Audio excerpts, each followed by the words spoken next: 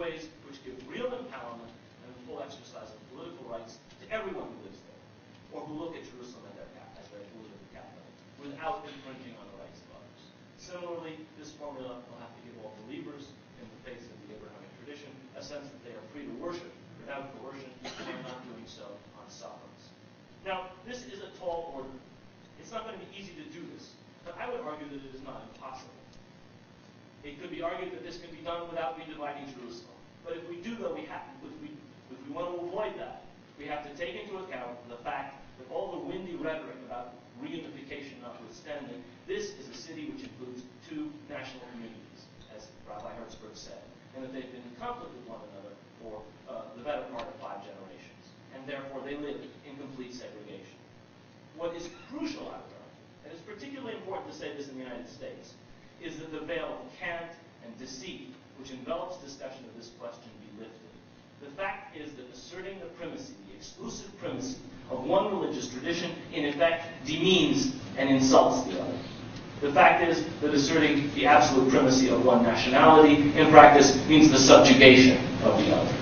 Now, this is not to say that believing Jews or Christians or Muslims should not regard their affiliation with Jerusalem as special, unique, and distinct. Each group will naturally and necessarily do so. It is rather the assertion that their affiliation gives them the right to primacy in the here and now, in the political here and now, which is so very dangerous. Similarly, I would argue that no one could expect either Palestinians or Israelis to cease to regard Jerusalem as the supreme focus of their national aspirations. They're going to continue to do so whatever we say here in Washington. Rather, these aspirations must be realized in such a way that their realization does not prevent the realization of the legitimate aspirations of others. Now, like religion, nationalism can be an uncompromising and elemental force, and it's often unamenable to rational argument. I would say that those of us who seek an acceptable resolution of this conflict have to resist these uncompromising and elemental tendencies, have to challenge the exclusivist political claims which they engender.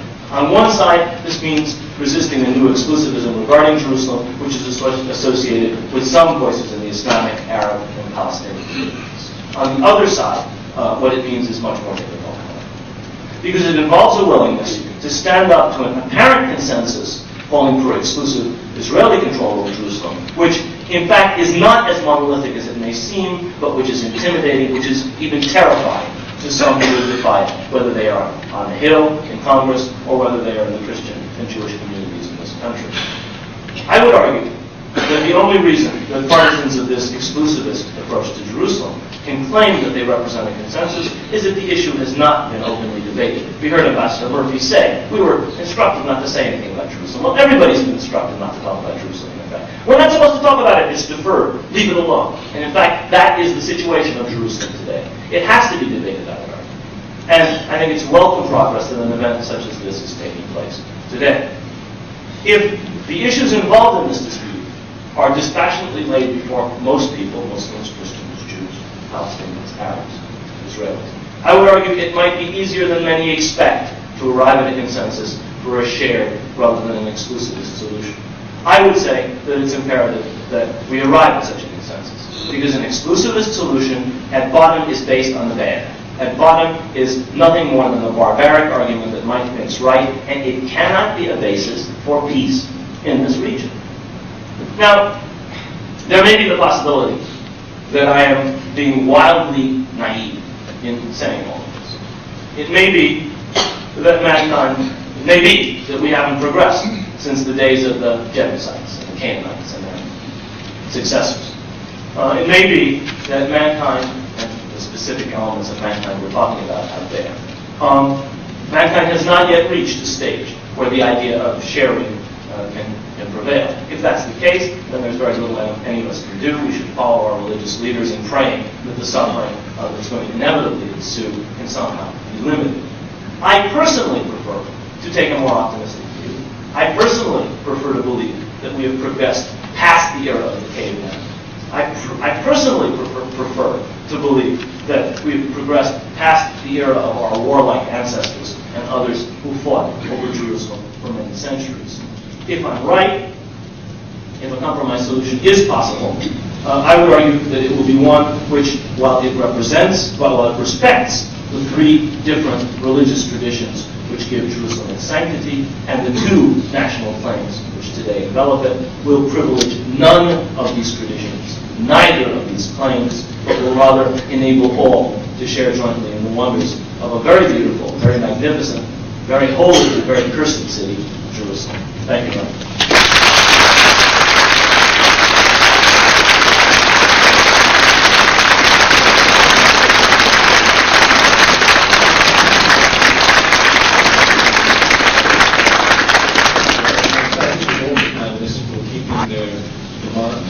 Filled with passion within the time limits, and if those seated here in front do not need a cup of coffee, they have not been listening. So you're excused. Please back in your seats at 11 o'clock. One question. Thank you.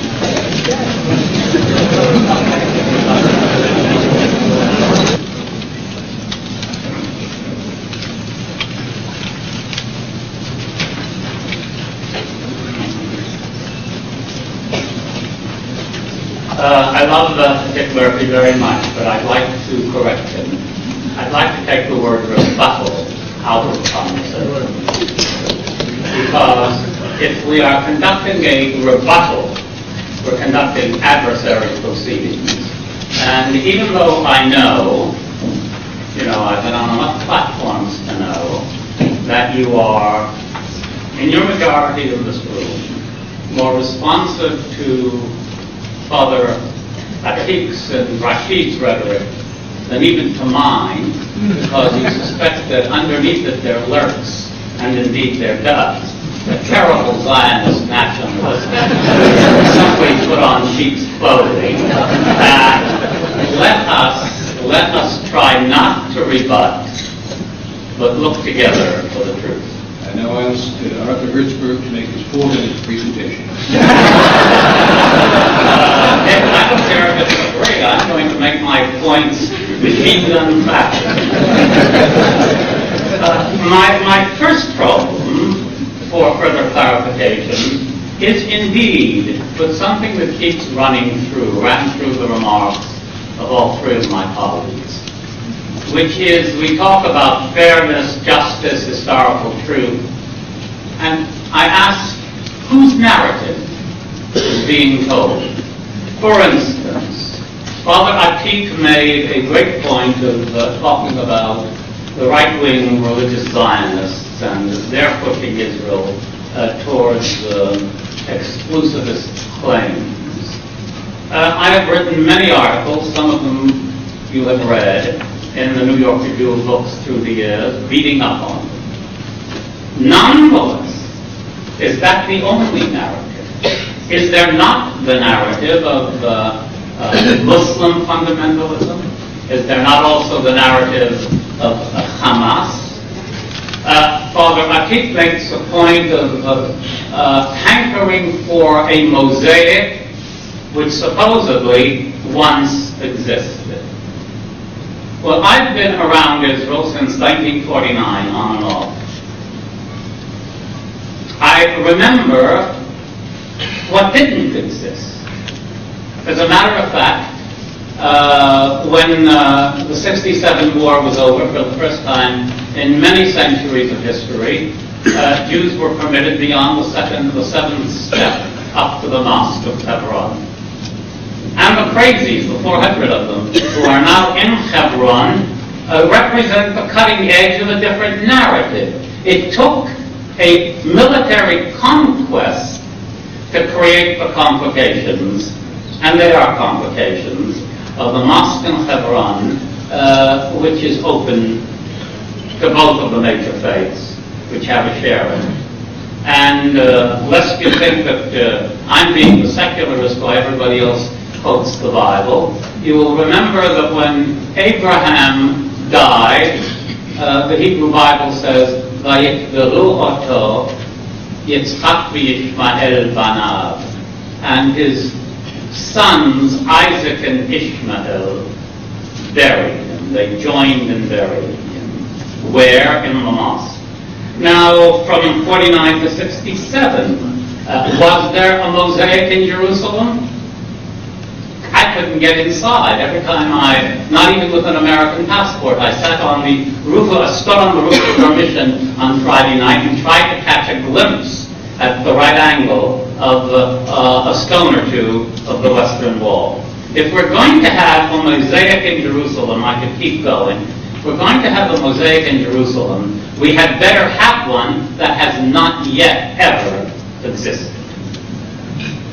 The closest thing to a religious mosaic in Jerusalem right now is under the rule of the Israelis. I was in Jerusalem right after the Six-Day War when Moshe Dayan ordered the removal of the Israeli flag from the top of the Mosque of Omar. I was there. I was standing about 6 people over from him when he heard that it had been done and said, under no circumstances, the mosque belongs to the Waqf, and we're not going to do this. And as you know, that was the end of it. So that when we tell narratives, let us at least realize that there are other narratives. There are other narratives. Now, I have one other problem with this whole dream that Rashid expressed so eloquently of shared sovereignty. It's become a kind of buzzword all of a sudden. The trouble with it for me is shared sovereignty has to deal with such things, shared sovereignty in Jerusalem, as who's going to run the garbage collections, under what law will police operate, and there are various systems of law, who is going to guard what happens when an incident happens, as in that nasty and unforgivable tunnel that was opened a while ago, and the shooting is not random, it's 2 armed military formations shooting at each other. Let me, in the interest of time, and I said I was going to be very brief, I want everybody in this room to search his or her soul and ask himself the question. Him is now not gender reference. God forbid that I should get into such trouble. Ask yourself a very simple question. There's a new phenomenon in the world called, and I'll say it in its most provocative word, Jewish power. For the first time in 2,000 years, there's a Jewish army, there's a Jewish state, there is Jewish political state power. I have a feeling that we have been very comfortable, or have made ourselves comfortable, we in the world, with Muslim keepers of the shrines, of the holy places, Turkish keepers, British keepers, but Jewish power somehow or other evokes at very deep recesses of our souls some uncomfortable feelings. Some uncomfortable feelings. The notion that it be Jewish policemen, or yes, a Jewish army, to be in physical control of at least West Jerusalem and exercise all the necessary policing functions over the holy city, with every guarantee that all of this bloody encroachment by Jews, bloody encroachment into parts of the holy city where they should not be, the buying up of houses in Arab Jerusalem, with every guarantee worked out in an arrangement. But somehow or other, ask yourself the question whether you wouldn't be, some of you, a little happier with Russians, Belgians, Chechens, and God knows what policing Jerusalem, provided it didn't announce that the Jews are back on the stage of history. And Zionism is the announcement that the Jews are back on the stage of history. After that is announced, I am one of the people, as you know, from what I have said and what I have written, through many years, I am one of the people who believes that every quality, every right, every decency needs to be extended. But I do not apologize for the reappearance of Jews in history. I do not apologize for the proposition that it may be the Jewish turn to show how, in civil and political terms, the holiness of the city is safeguarded for everyone. Thank you very much.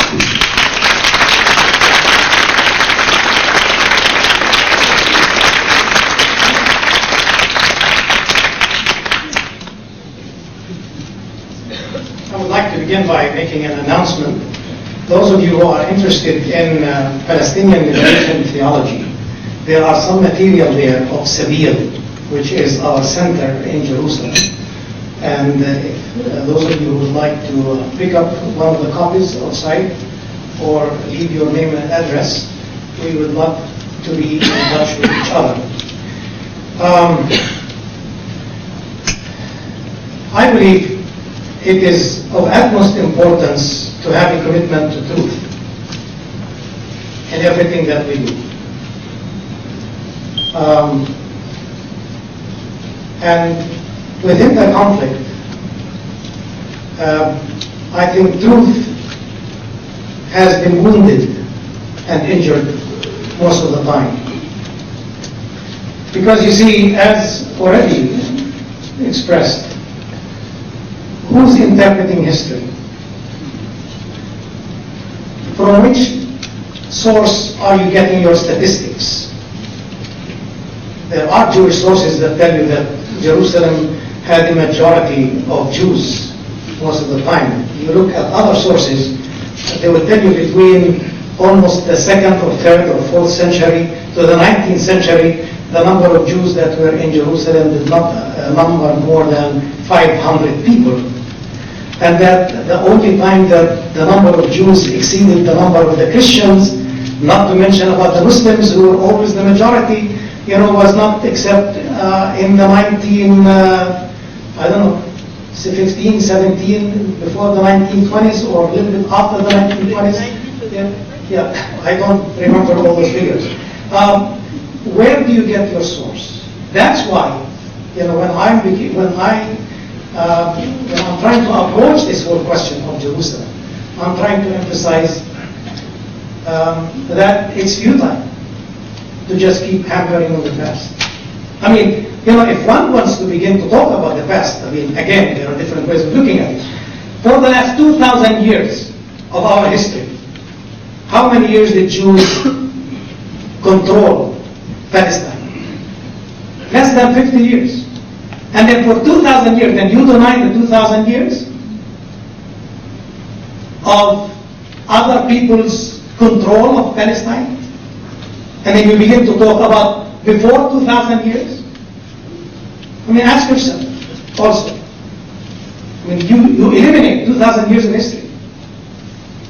And give the priority or greater claim, greater sovereignty. It's just like as if, I'm trying to think of an example, and I'm not a historian, and maybe the historians can find one. It's like, going to Egypt now, and trying to really locate the ancient pharaohs, and to kick all the Muslims out of Egypt today, because the ancient pharaohs have a greater and a prior claim, because they date their history long before the Muslims came to Egypt. This is the way I am receiving this message. I don't think it's going to help us. In fact, I would like to challenge Dr. Pipes. I believe, with all due respect, I don't think he really, I know that maybe I shouldn't say this, but from my perspective, I don't think he really cares about the Jewish community in Palestine and its survival. Because I don't think it will survive on injustice. And he never mentioned justice. He never mentioned justice. It's all history. History is not going to solve our problem. As to the access to the holy places and trying to really, talk about how admirable Israel was, ask me. I live in Jerusalem. I have parishioners in Jerusalem. Jerusalem has a free access to those of you Americans who go there, not to the Palestinians. Some of my parishioners cannot come to Jerusalem to worship. They cannot come. I have written dozens of letters to the military government just to give them a permit to come into Jerusalem to worship. And we talk about freedom of worship. And they've never been permitted to come. And I, many times, sneak in my parishioners to Jerusalem to come to church. It's illegal. I would say we need a commitment to truth. And I accept that there are so many different narratives. I did not want to even talk about the Christian claim in Jerusalem. I'm sure Christians can stand here and make a very good case. Some Christians would even think that they have even a better case than Jews or Muslims. I don't want to enter into that, because that is not going to help us. I will accept equal claims. Equal claims.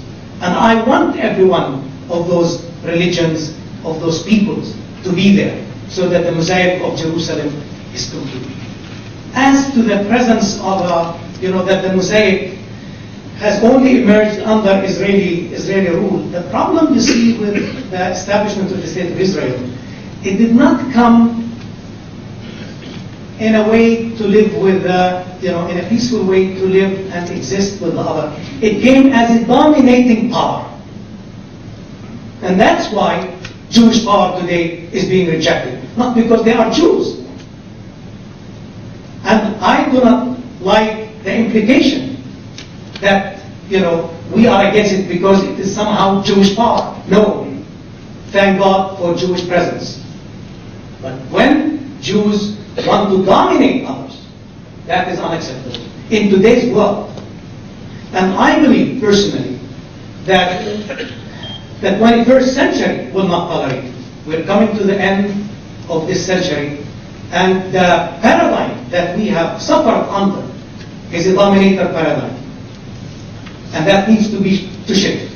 We are talking today, when we talk about the future of Jerusalem, we are talking about a paradigm shift from domination to partnership. And this is what needs to happen in Jerusalem. Partnership, equal partnership. And if we really love the Jewish people and are concerned about their future, as well as the future of the Muslims and as well as the future of the Christians, believe me, there is no other way but sharing Jerusalem in partnership with each other. Thank you.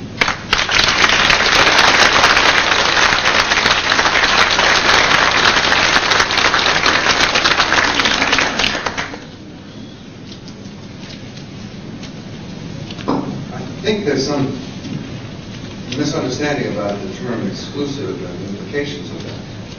What I'm arguing for is Jerusalem as the capital of Israel, undivided capital of Israel. I'm not arguing for exclusive Jewish presence in Jerusalem or Jewish control of all holy sites. By no means. There's no exclusivity here. I think the point that must be made is that politically there can only be one sovereign power in Jerusalem. And you can take your choice. It can be a Palestinian sovereign power, it can be an Israeli one. I don't know of any other realistic alternatives, but that's it.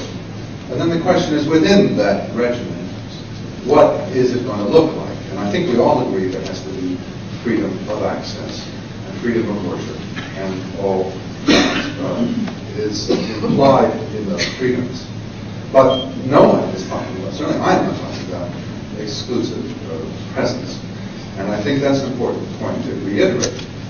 Father Atik mentioned, brought up the analogy of going to Egypt and throwing the Muslims out in favor of some kind of pharaoh in power. No one's talking about throwing the Muslims out. That's not the issue.